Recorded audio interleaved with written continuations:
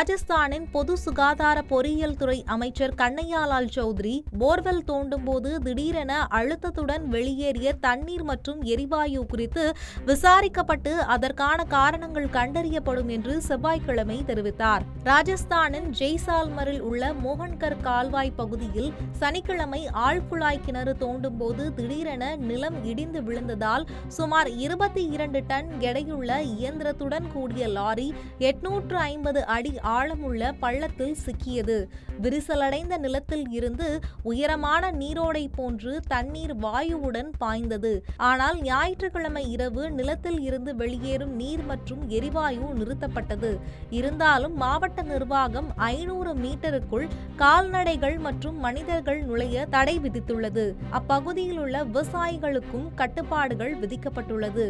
நிபுணர்கள் கருத்து தெரிவிக்கும் வரை குழியில் சிக்கிய உபகரணங்களை வெளியே எடுக்க வேண்டாம் என நிர்வாகம் கேட்டுக்கொண்டுள்ளது.